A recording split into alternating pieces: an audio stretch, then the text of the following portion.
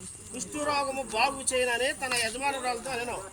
నయమాను రాజునందుకు పోయి ఇశ్రాయేలు దేశం చిన్నది చెప్పిన మాటలు తెలియజేయగా సిరియా రాజు నేను ఇశ్రాయేలు రాజు పంపించాలని ఆజ్ఞించిన కనుక 20 మానుగుల వెండి 1,20,000 రూపాయల బంగారం ఇశ్రాయేలు రాజు అప్పగించను. ఆ పత్రికలో ఉన్న సంగతి ఏమనగా ఆ సేవకుడైన నయమానుకు కలిగిన కుష్ఠరోగమును బాగు చేయవలని ఈ పత్రిక అన్యజాతులకు పంపించి ఉన్నారు.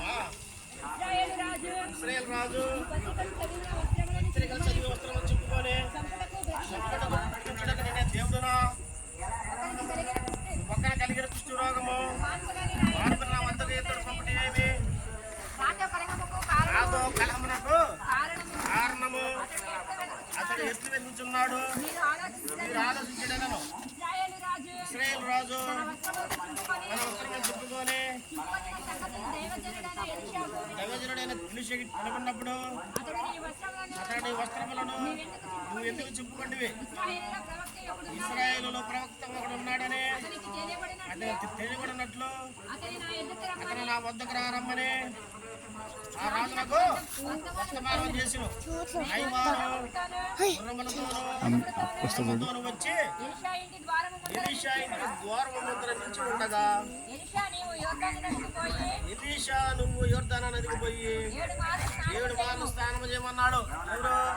ఎలీషా ఏదో చిన్న పాప చెప్పిన దాన్ని బట్టి అయ్యా అయ్యా అయ్యా మాకు ప్రవక్త ఉన్నాడయ్యా. ఎవరు? ఎలీషా ఉన్నాడయ్యా. నీ కుష్ఠరోగం అంత బాగుందయ్యా వెళ్ళయ్యా అని చెప్పేసి చిన్న పిల్ల సువార్త చేస్తున్నారు. దేవుని గురించి మీరు దేవుని గురించి సువార్త చేయబట్టి సువార్తే చేయలేకపోతే ఎలా అమ్మా?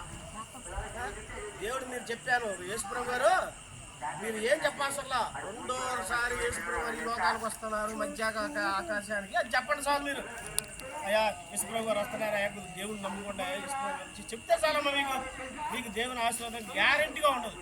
మీరు కూడా పల్లవరాజ్యం ఇప్పుడేంటి ఎలీషా దగ్గరికి వచ్చాడు నయమాను. వచ్చి అన్నాడు ఎలీషా గారు ఏమన్నాడు దూరం నుండి దగ్గర కూడా రాలేదైనా దూరం నుండి నువ్వేం చేయాలి 7 సార్లు యోర్దాను నదిలో మునిగాయ్యా అని చెప్పా చదువక్క. యోర్దాను నదికి పోయి 7 మార్లు స్నానం చేయము నీ ఒళ్ళు మరలా బాగా నువ్వు శుద్ధుడు ఒకదానే అతనితో చెప్పిన దూతల పక్కన నయమాను కోపం తెచ్చుకొని తిరిగిపోయి ఇట్లయినా